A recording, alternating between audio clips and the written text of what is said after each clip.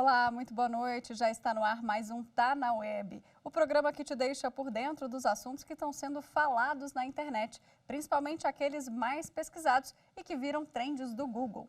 E hoje, gente, 28 de junho é comemorado uma data muito importante, é o Dia Internacional do Orgulho LGBT.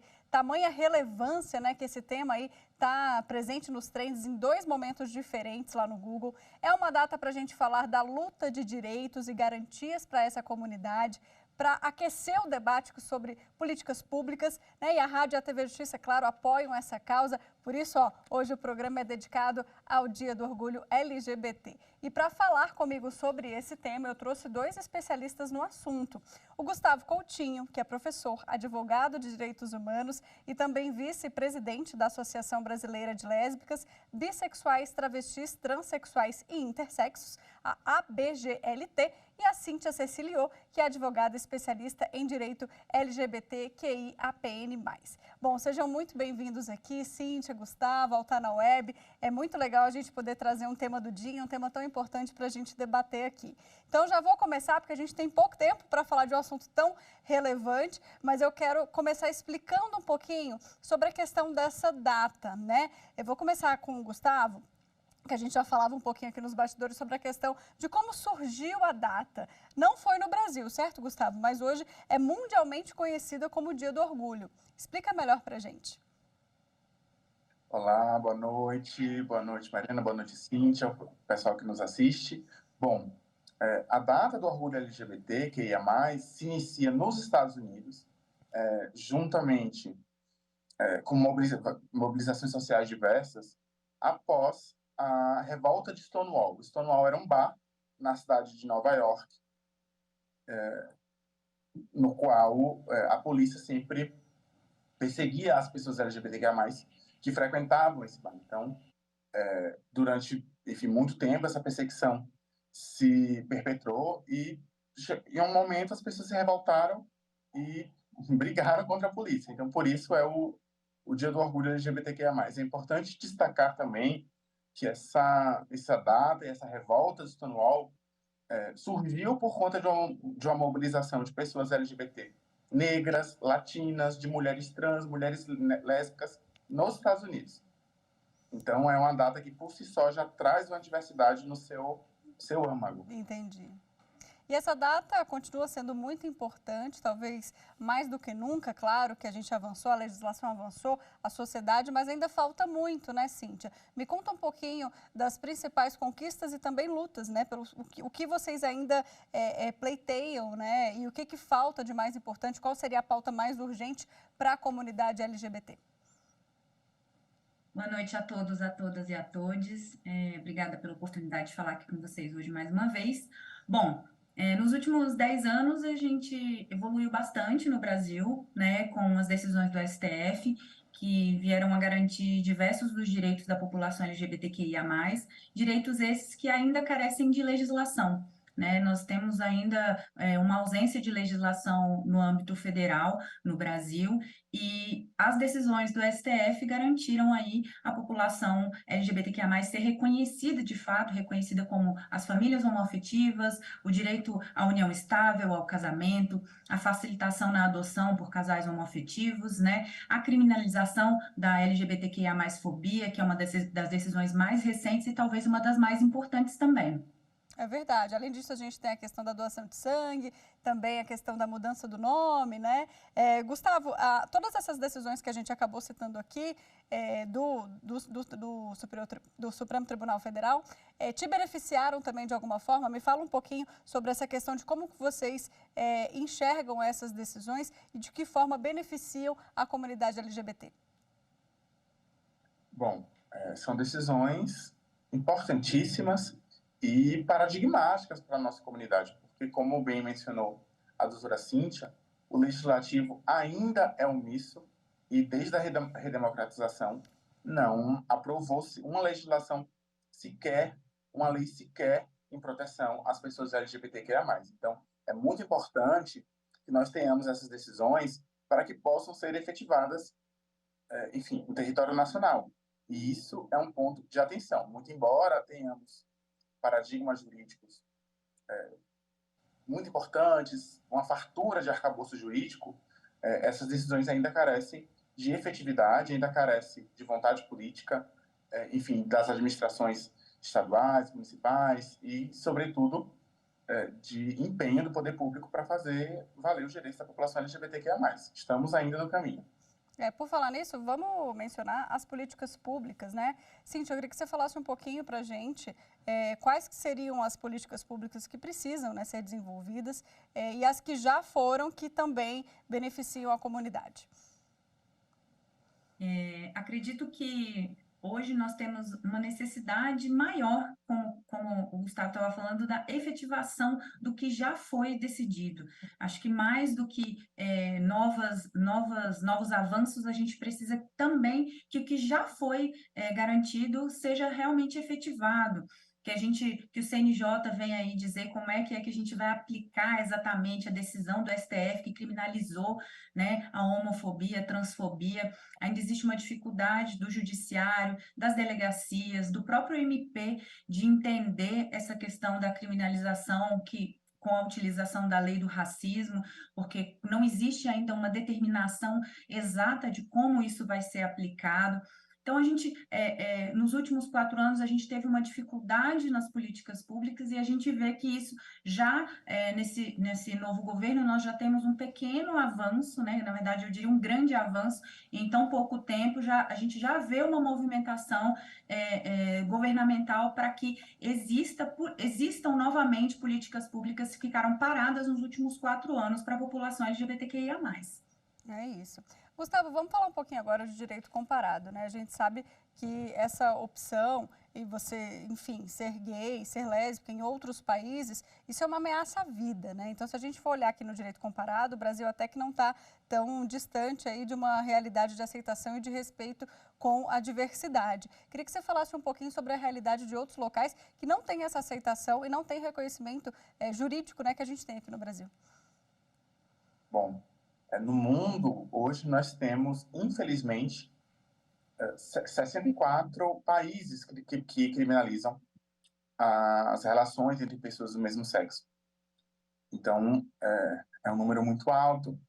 O Brasil, muito embora tenha um arcabouço jurídico muito grande, muito farto, como eu mencionei, registra ainda índices de violência altíssimos. Nós somos o país do mundo que mais registra assassinatos violentíssimos contra pessoas travestis e transexuais. E, por outro lado, nós temos países como a Uganda, que recentemente empreenderam esforços para aprovar legislações que criminalizam as existências das pessoas LGBTQIA+. Então, nós temos diversos paradigmas do mundo, diversas experiências, e nós, no Brasil, temos uma quantidade bacana, interessante de legislação, de decisões, perdão, e, no entanto, carece de efetividade ainda. Entendi. Mesmo assim, a gente ainda vê, inclusive hoje eu estava lendo uma reportagem sobre isso, a questão de refúgio, né? Que as pessoas LGBT ainda procuram refúgio aqui. Cíntia, o Brasil, né, olhando assim de fora, nesse panorama internacional, ainda, com todos esses dados que o Gustavo acabou de mencionar, ainda é uma opção mais segura para muitas dessas pessoas, correto? É verdade. Apesar de não termos uma legislação, né, como a gente já falou, as decisões do STF hoje garantem e protegem a população LGBTQIA+. Nós somos o segundo país, ou terceiro, se eu não me engano, mas é segundo ou terceiro país que mais tem proteção à população LGBTQIA+. Apesar dos nossos números também das questões de assassinatos e de formas, inclusive, brutais serem muito altos, a gente também é um país que garante, que protege a população de forma bem ampla, mesmo sem legislação. Essas decisões do STF fazem com que a gente tenha uma proteção. Eu posso dizer que sou uma das pessoas que sou uma mulher lésbica e faço questão de estar sempre falando e levando informação para as pessoas, porque muitas pessoas também não se beneficiam de diversas das decisões que nós temos, porque não tem nem conhecimento de que tem aqueles direitos. Então, é importante a gente ter, inclusive, políticas públicas para alcançar a população, para que ela saiba que tem esse direito, né, garantido. Interessante você falar disso. Eu queria até ouvir de vocês, né, porque esse lugar de fala é de vocês, de que forma que a sociedade civil como um todo, vou começar pelo Gustavo aqui, como que a sociedade civil pode, na verdade, lutar contra, né, esse preconceito e pode auxiliar nesse respeito, na questão do conhecimento, beber de fontes confiáveis, como se informar. Queria que você desse dicas aqui para a gente. Bom, nós temos... por iniciativas da sociedade civil, diversas publicações, manuais, como o da BGLT, da ANTRA, Associação Nacional de Travestis e Transsexuais, enfim, as OABs nas suas seccionais também têm uma série de materiais informativos que são de confiança e que podem auxiliar a população na sua luta por direitos. O importante é, primeiro, a compreensão de que todo e qualquer espaço deve promover um atendimento livre de discriminação. Então, mesmo quando no momento de uma denúncia ou no momento de buscar um serviço de saúde, buscar, enfim, qualquer serviço, sofreu uma violência, sofreu uma discriminação, é importante denunciar, buscar as ouvidorias dos órgãos, registrar e contar sempre com o apoio da sociedade civil, o apoio da profissionais especializados. Cíntia, o que você diria, então, para quem está assistindo a gente e quer participar desse movimento, não só agora, né, nesse dia, nesse mês que a gente fala tanto do orgulho LGBT, mas quer levantar também essa bandeira e agir de forma não preconceituosa, inclusive ensinando também o próximo?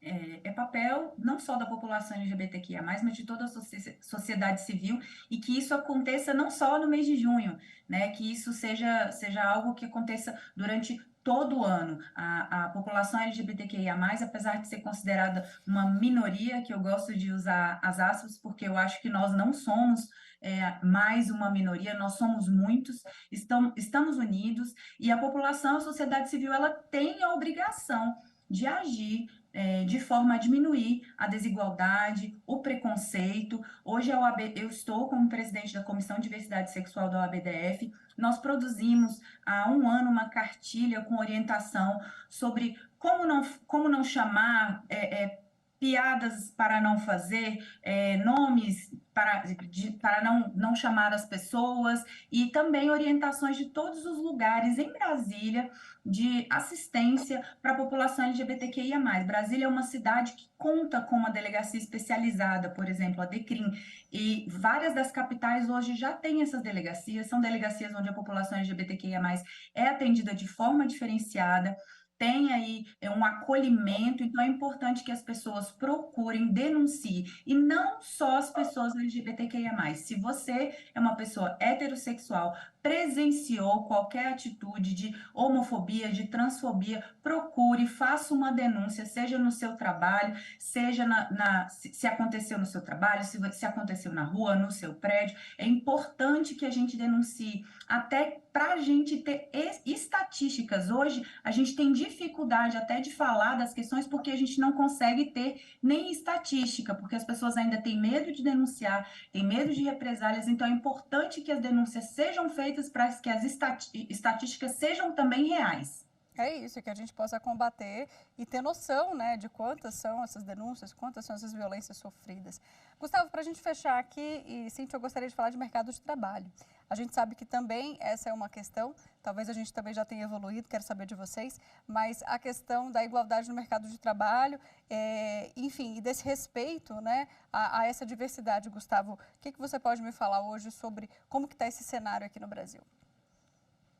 Bom, no Brasil nós não temos uma normativa mais robusta sobre a relação entre empresas e a defesa dos direitos humanos, mas as empresas, de uma maneira geral, precisam observar o Estado Democrático de Direito e precisam defender e promover também os direitos humanos. Hoje, infelizmente, cerca de 90% da população transexual feminina se encontra em situação de prostituição, apenas 10% no mercado formal de trabalho.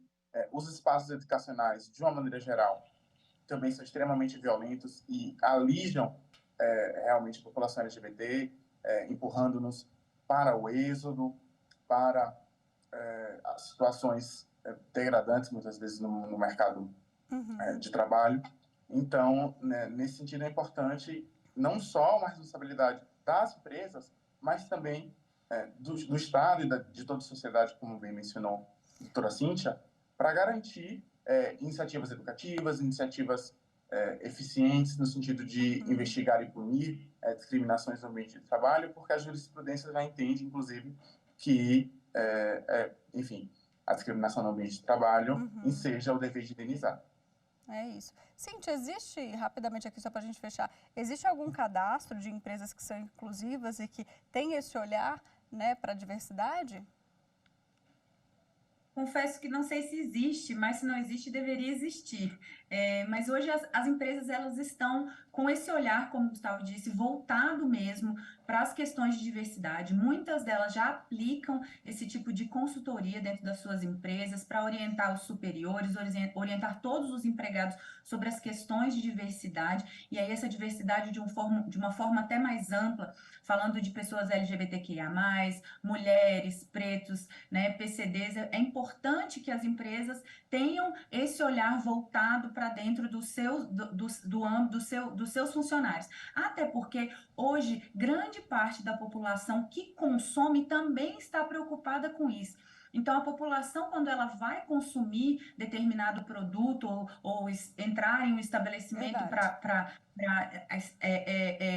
fazer ali o consumo de alguma coisa, eles estão preocupados em saber o que aquela empresa está fazendo, qual é o posicionamento de mercado dessa empresa. Essa empresa, ela acolhe, ela contrata a população LGBTQIA+, ela tem cota para mulheres trans que têm dificuldade de entrar no mercado de trabalho. Então, isso hoje, graças a Deus, a gente avançou de forma que nós estamos falando sobre isso, as empresas estão tratando sobre isso e a população que consome está preocupada com o que as empresas estão fazendo. Então, é importante também que a gente fique atento às empresas que estão colocando a logo de arco-íris nesse mês, que isso seja perpetuado durante o ano todo e não só no mês de junho. Tem que ter coerência, né? Não adianta entrar aí na onda da web para falar do dia e não ter dentro da empresa essas pessoas que têm essa representatividade. Bom, gente, eu adorei nosso papo. Infelizmente, nosso tempo acabou, mas Cíntia, Gustavo, obrigada. Vocês enriqueceram muito o debate, aprendi bastante, tenho certeza que o pessoal que está assistindo a gente também. Obrigada, agradeço a oportunidade, sempre à disposição para poder falar e informar todo mundo. Obrigada, Cíntia. Muito obrigado, boa noite. Até mais, gente. Você aí de casa continua comigo, hein? Agora a gente volta aqui para as telas do Google para saber quais foram os outros assuntos pesquisados durante a semana na web. Vamos lá para os destaques que a gente separou? IBGE é o nosso primeiro trend aqui de destaque, porque o Instituto divulgou o resultado do Censo 2022. E aqui vão alguns headlines aí da pesquisa. De 2010 a 2022, a população brasileira cresceu 6,5% e alcançou a marca de 203,1 milhões de habitantes, na verdade, aqui no Brasil. Os 3 estados brasileiros mais populosos são São Paulo, Minas Gerais e o Rio de Janeiro. E a região menos populosa no Brasil é o Centro-Oeste. No site do IBGE você também consegue mais detalhes aí dessa pesquisa do Censo de 2022. Mais uma vez, no trend aqui, a gente tem Desenrola Brasil nos destaques. Isso porque a portaria com as regras de adesão ao programa foram publicadas no Diário Oficial. A ideia do Desenrola Brasil é renegociar as dívidas dos brasileiros, mais especificamente as famílias que devem aí até R$5 mil. No site do Ministério da Fazenda você encontra todos os detalhes e como participar também do programa. E o nosso último destaque é Bolsonaro, com mais de 200 mil pesquisas. O ex-presidente é alvo de um processo no Tribunal Superior Eleitoral que pode deixá-lo inelegível. Na terça, ontem, o Corregedor-Geral da Justiça Eleitoral e também relator do caso, o ministro Benedito Gonçalves, votou pela inegibilidade de Bolsonaro por 8 anos a partir das eleições de 2022. O julgamento vai continuar amanhã e você pode acompanhar ao vivo na TV Justiça a partir das 10 horas ou no nosso canal no YouTube também. A gente faz agora uma rápida pausa e eu volto na sequência com mais informações para você. Te espero.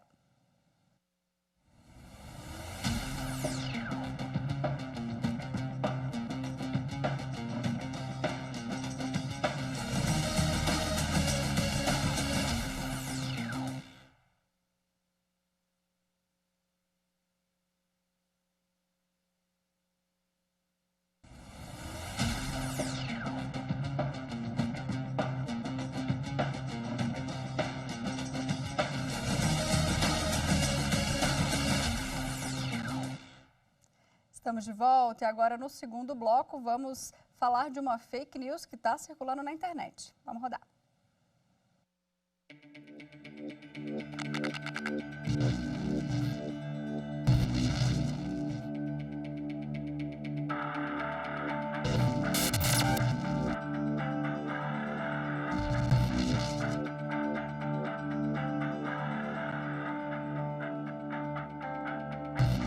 Atenção! Está circulando nas mídias sociais que existem produtos, suplementos que podem curar o diabetes. Isso é uma fake news. O diabetes é uma doença crônica que não tem cura.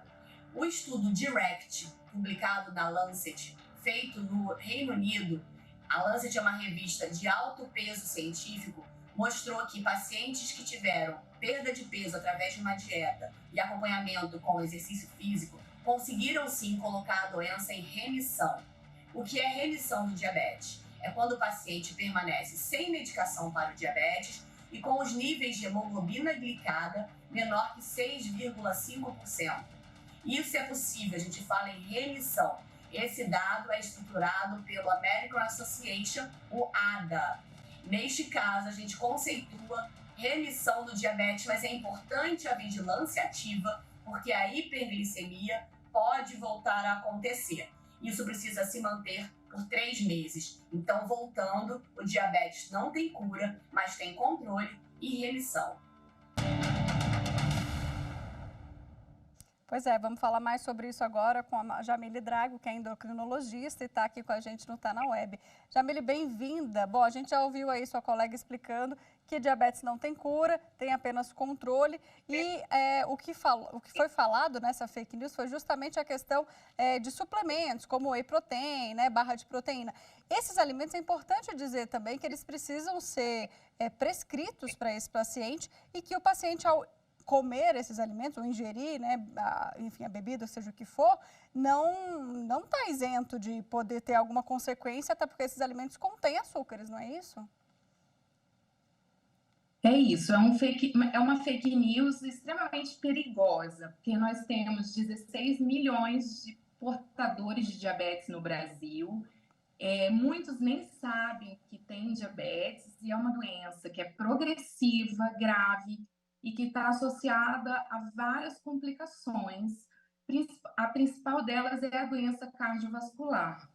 E lançar na mídia uma cura para o diabetes chama muito a atenção dessa população, porque afinal ninguém quer ter uma doença crônica.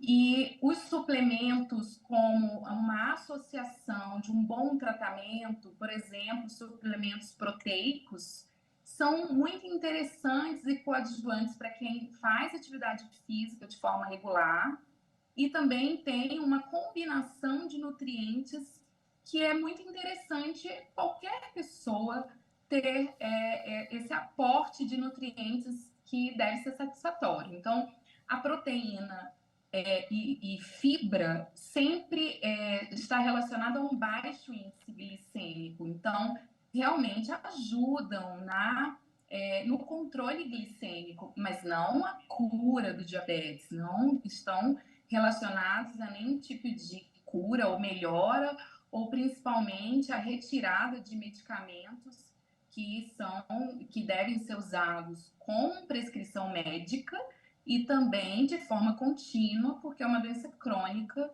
e que deve ser tratada de forma adequada. É isso, Jamile, nessa resposta você já respondeu também minhas dúvidas. Eu agradeço muito a sua participação aqui no Tá na Web. Claro, sempre lembrando, procure um médico especializado para se cuidar. Muito obrigada pela sua participação, viu? Boa noite. Obrigada, boa noite, Mariana. Bom, a gente fica por aqui. Não deixe de seguir a TV Justiça nas redes sociais. A gente está no Instagram, Twitter, YouTube e Spotify.